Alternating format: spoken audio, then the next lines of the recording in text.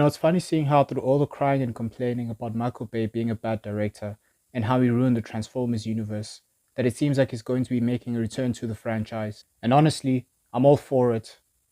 The last few attempts to shift away from Michael Bay were only getting worse with each new installment. Bumblebee was just a goofy kids movie and a very sad attempt at trying to relaunch the franchise. And then we had the very hyped up but excruciatingly forgettable Transformers Rise of the Beasts being the nail in the coffin, with both of them struggling to make over $500 million. Whether or not people want to admit it, Michael Bay clearly knows how to make his films generate some big bucks at the box office while leaving a lasting impression when you watch them. And regardless of which film he's done in the Transformers universe, you're always guaranteed to have some great visuals and surprisingly good storylines and character arcs, despite what some people might tell you. And honestly, some of the complaints I've heard are a bit dumb, to put it mildly. Like one example is how people whine about his cinematography and fast-paced editing in action scenes, and I'm just like, yeah, what about it? That's the thing that made his movies unique. They were different in how they were directed, and he wasn't afraid of having his own style. And that's one of the reasons why I'm genuinely excited about Paramount bringing him back.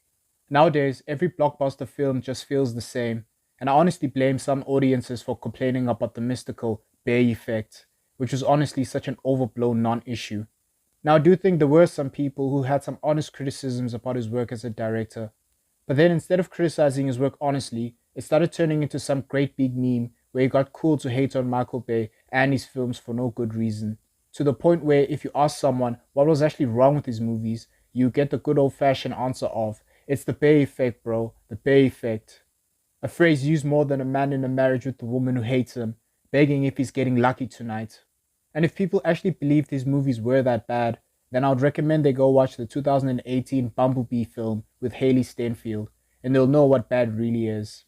I mean, I remember going to the cinema to watch this movie, and I kid you not, I legit thought I was watching a comedy or some Disney-made parody of the original Bumblebee. I don't really remember much from this film, except for the one scene where Haley Steinfeld was hiding in a dumpster for reasons I don't particularly care to find out about, and she took a robot beam at full capacity and just came out looking like she just finished her makeup routine. No bones cracked, no blood, not even a piece of dirt on her face. Man, what happened to human characters actually getting hurt when facing literal monsters and aliens? And I don't even think we should bother talking about Transformers Rise of the Beasts. It was an okay movie, just a bit better than 2018's Bumblebee film. But it was just so boring and stale that it really didn't feel any different from all the other blockbuster films being made now. Now I will give some credit to Michael Bay haters by acknowledging the most common and valid complaints about him. And that's how he kinda ruined the franchise with The Last Night.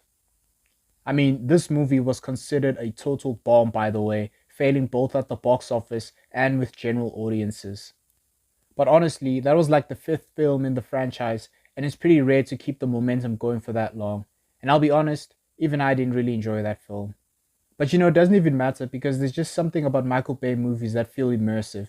Even though the last film was considered bad, it's still miles better than what was made after he left.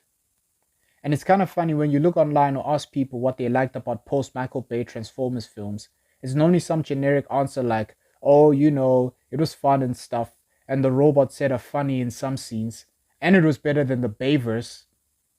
The movies are so stale, they can't even stand on their own merits without mentioning Michael Bay. It's honestly sad to see. But at the end of the day, Michael Bay films were clearly ahead of their time. They had a great blend of comedy, drama, suspense, and action. And man, that CGI was just so beautiful and realistic compared to what we have now. But now that I think about it, maybe this was good for Michael Bay to step away from the director's seat. If you stay in the game for too long, you start to become predictable and lose your creative touch.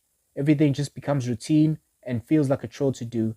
Maybe now he's had some time to think about a new approach and has found some of his magic touch again. But who knows, maybe when they bring him back, his film flops at the box office and audiences reject his latest reboot. I guess we'll just have to wait and see what he cooks up. But let me know what you guys think. Are you guys excited for his return? Is he the right man for the job, or are Paramount making a huge mistake in bringing him back? Anyway, thanks for watching and have a great day.